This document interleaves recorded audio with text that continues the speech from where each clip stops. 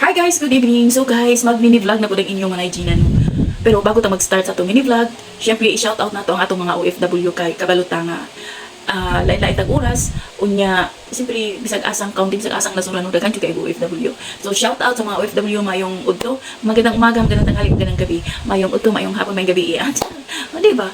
Kay syempre, ato jud silang i-shoutout no kay saludo jud kay ta sa mga OFW as na ako OFW jud ko sa una for almost 20 years. So kabalo kong sa feeling sa mga OFW. So guys, back to the topic. Makibalitista kay ngano viral din nga gi-post ni Cindy Cinco bitaw nga murag on the rocks ang ilahang sitwasyon sa ilahang marriage sa iyang husband nga afam.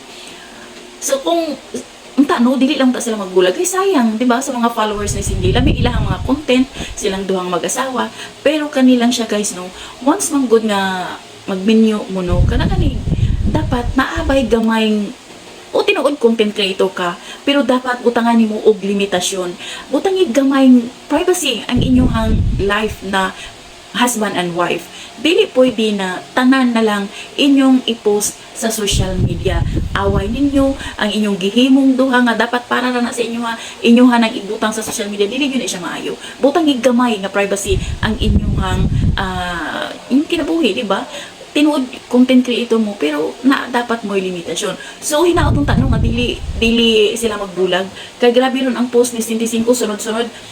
So kung if ever man no nga magbulag sila mo ning patunay guys mo jud siya ang patunay nga dili jud sumbanan dili ba sukdanan nga malipayon ka kung daghan kag kwarta.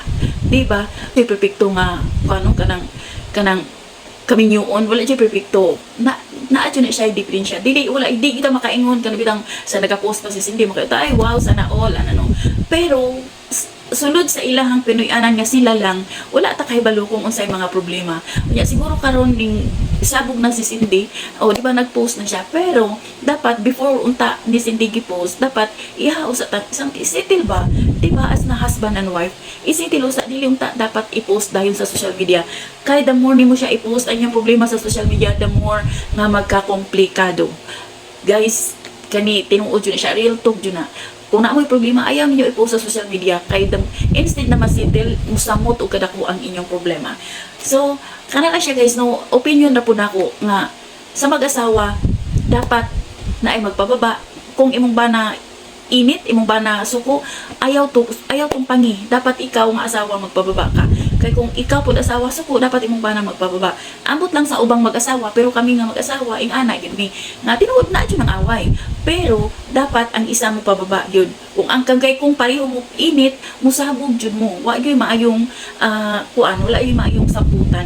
Kung pareho mo isog, pareho mong singgitanay mong duwa, wala yun. Ako di ko ganahan na. Gusto na ako, kanang pag, ka ng suko akong bana, kalma sa ako. Unya na ko mo ratatat o kalmado na po siya. Ako na po siyang istoryahan. O ingana. So, siguro, amot lang sa uban, pero sa kuha, muna amo ang style. Kaya ako, dili ko ganahan matulog bitaw guys. Nga kanang nag-away mo sa kumbana niya, matulog mo nga, nagtalikdanay. Dili ko ganahan, ana.